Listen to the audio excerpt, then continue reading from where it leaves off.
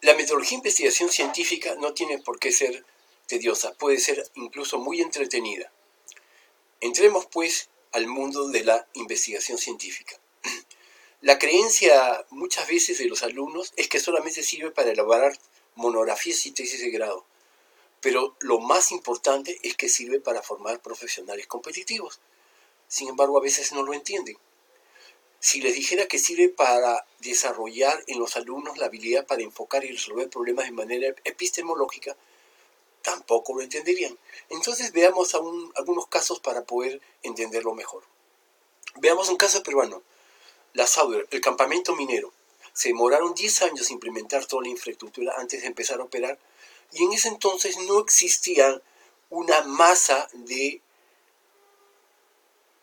obreros dedicados a la minería, no existían trabajadores mineros. Hubo que recoger de diferentes lugares, recoger a campesinos para convertirlos en mineros y capacitarlos para que cumplan la función de mineros.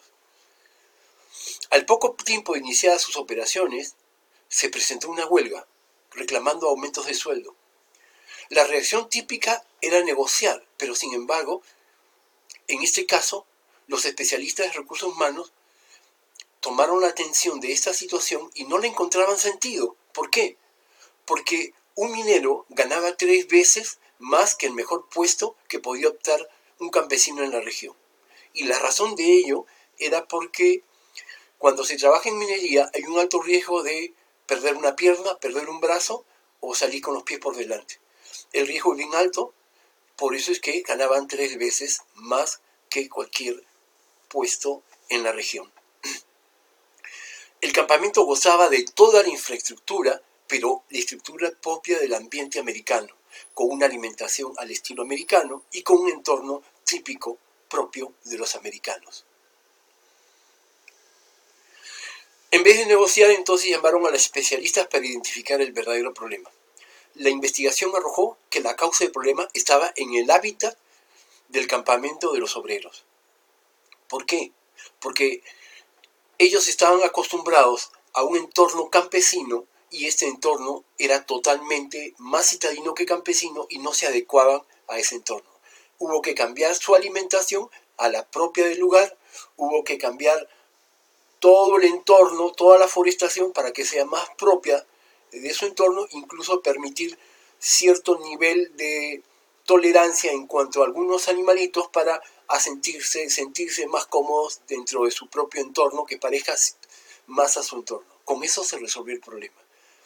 Esto sirvió, y este caso y otros más sirvió a entender mejor los problemas de motivación humana, las motivaciones del comportamiento humano.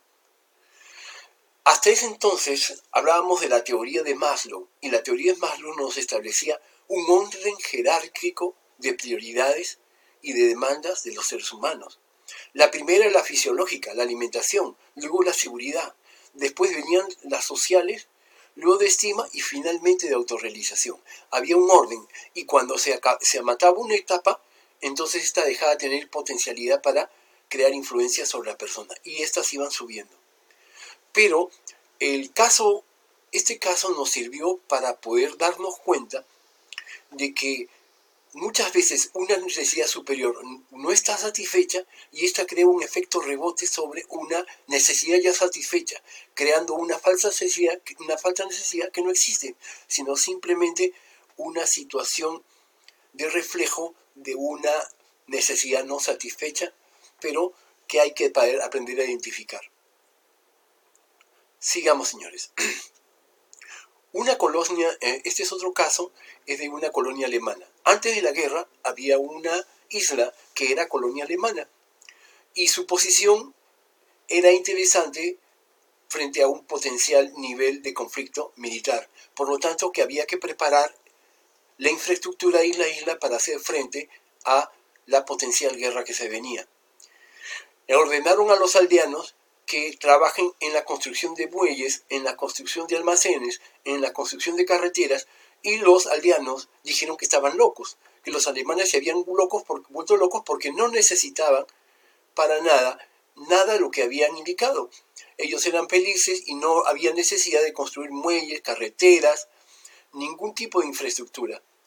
Frente a este desacato, los alemanes tenían acostumbrados a exterminar a aquellos que se levantaban y desobedecían sus órdenes. Pero se necesitaba este recurso humano. Si ellos eran exterminados, no habría mano de obra para poder realizar las labores. Entonces llamaron a un general de las fuerzas especiales nazis para que dé una rápida solución. El general asistió a la isla y empezó a estudiar el comportamiento de estos aldeanos, sus costumbres, sus valores, y a lo largo de la isla había unas piedras finamente pulidas. Empezó a estudiar estas piedras, y estas piedras representaban la distribución de los derechos de propiedad sobre la isla. Una familia era más rica o era más pobre en función de los derechos de propiedad que figuraban dentro de la isla. Cuando el general se dio cuenta de esto, entonces encontró una oportunidad para poder someter a los aldeanos. ¿Qué hizo? Mandó pintar todas las piedras de negro y sobre ellas pintar la cruz Ganda, que es símbolo de la Alemania nazi. Los aldeanos se sintieron saqueados, se sintieron en la pobreza y estuvieron dispuestos a construir toda la infraestructura que le pedían a cambio que le borren las cruces y las piedras. Señores, el conocimiento es poder. En la medida que nosotros desarrollamos conocimiento a través de la investigación científica, desarrollamos capacidades competitivas para enfrentar nuestro entorno. Muchas gracias.